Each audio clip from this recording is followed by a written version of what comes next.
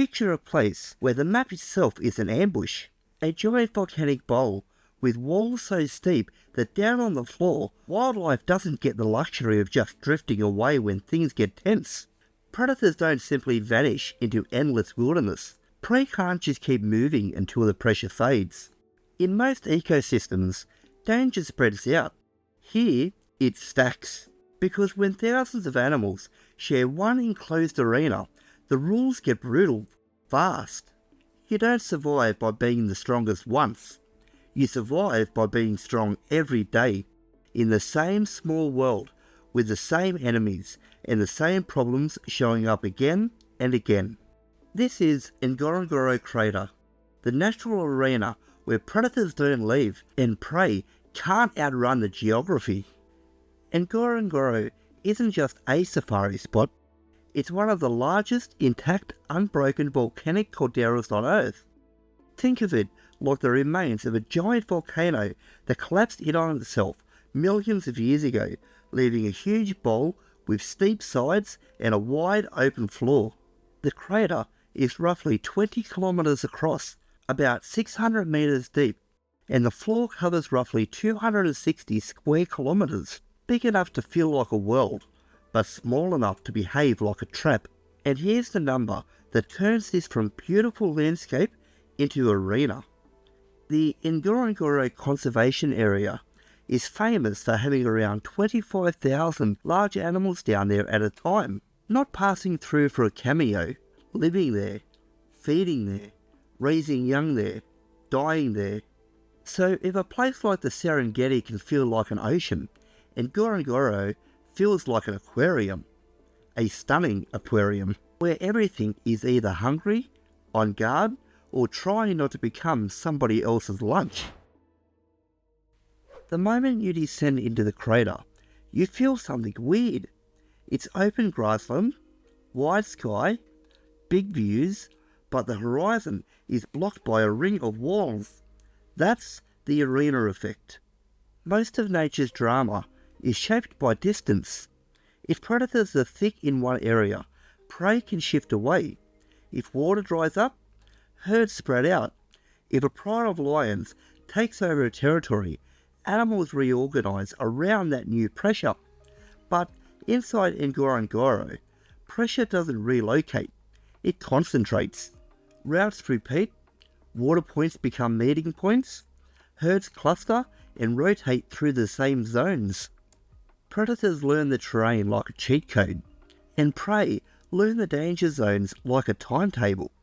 The crater doesn't run on surprise, it runs on inevitability. Sooner or later, something has to drink. Sooner or later, something gets separated. Sooner or later, the hunters test the herd. And because the arena is contained, those tests happen again and again and again. If Ngorongoro is an arena, then herbivores are the electricity grid. Because predators only thrive where prey is predictable. And here, prey isn't just present, it's dense. You've got zebra, wildebeest, gazelles, eland, and other grazers spread across the crater floor in those shifting patterns that look peaceful from a distance, until you realise every movement is risk management. Zebra are like moving radar dishes, always alert, always orientated, always doing that subtle head-up scanning that says, we're eating, but we're not relaxing. Wildebeest pack tight, gazelles stay scattered and spring-loaded. And then you have the buffalo, one of the most important animals in the crater's entire story. Because buffalo aren't prey the way gazelles are prey. Buffalo are prey that fight back. They graze with the confidence of something that knows it can send a predator to the hospital. And that changes how predators behave. Lions don't just trot into buffalo like it's a drive-through. They hover, they test, they look for weakness, they wait for the right moment. The arena doesn't just produce hunts, it produces standoffs. Now to the headline, predators. Ngorongoro has a full lineup: lions, spotted hyenas, leopards, cheetahs, jackals, and the reason the crater feels so intense is because predator density can be unusually high compared to many other places. When prey is packed, carnivores can pack too. But the two animals that really define the crater's arena politics are lions and hyenas, because they dominate in completely different ways. Lions are power. They win with decisive force. A pride is basically a heavyweight team that can flip a scene instantly. Hyenas are pressure. They win with endurance, numbers, harassment, and timing. They don't need to end a conflict quickly. They're happy to grind you down. And in Ngorongoro, where you keep bumping into each other, this rivalry isn't occasional. It's constant. There have been long-term studies of the crater's carnivores showing how these two species overlap, avoid each other, and still clash because they're competing for the same thing: prey and control.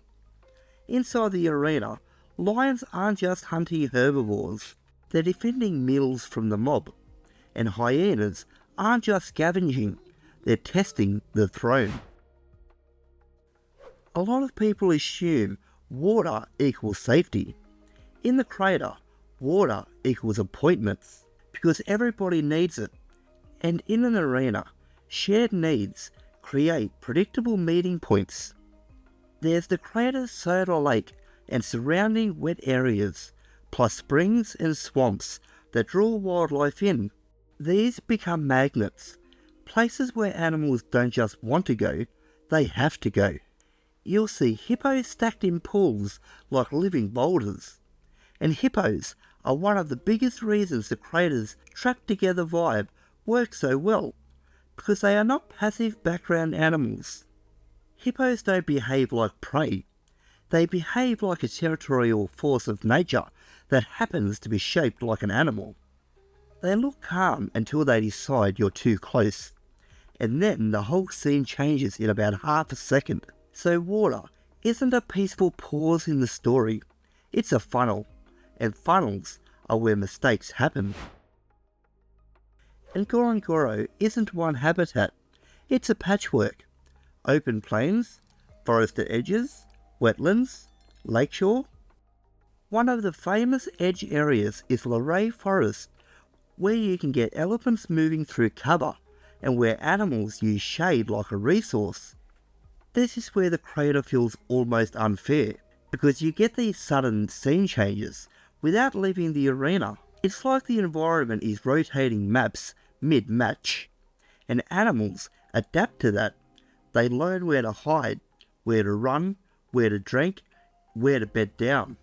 But adaptation doesn't equal escape, because the crater walls are still there, and the density is still there.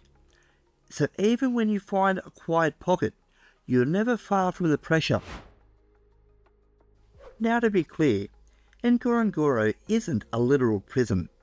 Animals can move in and out, but the crater behaves like a trap because the incentives point inward. If you're a predator, this is an insane deal. Prey density is high, water points pull animals into predictable areas, and the terrain is learnable. That means opportunity, and opportunity keeps you here. And if you're prey, leaving isn't always the magic answer either. Outside the crater, you trade one set of risks for another.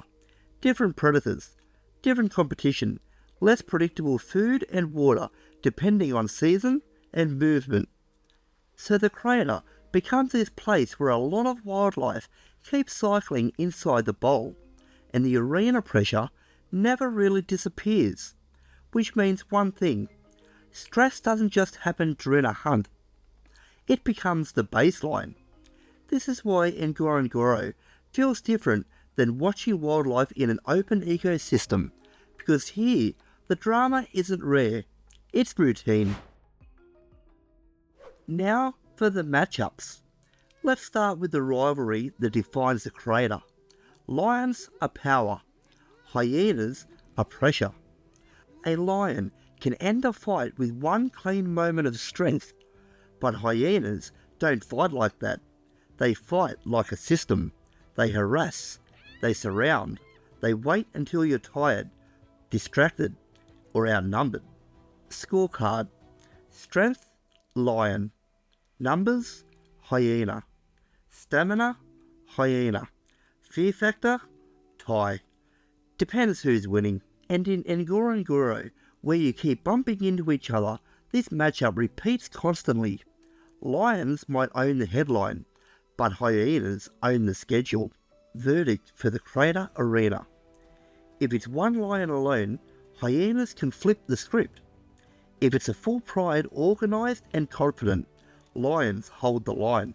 If you want to understand how serious Ngorongoro is, watch lions around buffalo. They don't stroll up like they're ordering lunch. They hover, they test, they look for weakness. Because buffalo aren't prey the way gazelles are prey. Buffalo are built like a wall that hits back. They can gore, they can trample, and the scariest part isn't the individual buffalo, it's the herd response. Lions want isolation, buffalo want a group fight. Scorecard: ambush advantage, lion; armour and mass, buffalo; group defence, buffalo; kill potential, lion. Only with the right conditions. Verdict: in the crater's open spaces, buffalo don't just survive, they punish mistakes. Lions can win, but it's expensive. Now the matchup people don't expect, because it sounds backward. Lions are apex predators, hippos are plant eaters. But hippos do not play the predator-prey script. A lion's strategy is control, isolate, drag down, finish fast. A hippo strategy is simpler: don't negotiate. Hippos are heavy, explosive, territorial, and perfectly willing to escalate. And in a contained arena where water becomes a predictable magnet, hippos don't just exist. They influence traffic. They change where animals drink, where they cross, and where predators even bother to linger. Scorecard: ambush skill, lion; mobility on land, lion; raw mass and weaponry, hippo; territory control and water, hippo; leave me alone energy, hippo. Verdict: lions win hunts, hippos win space. And in an arena, controlling space can be just as important as being the best hunter. So that's Ngorongoro Crater, a natural arena where the walls don't just hold the landscape, they hold the conflict. It's not only that there are tons of animals here, it's that the geography forces them to keep interacting, keep testing each other, keep cycling through the same hotspots where danger repeats like a schedule.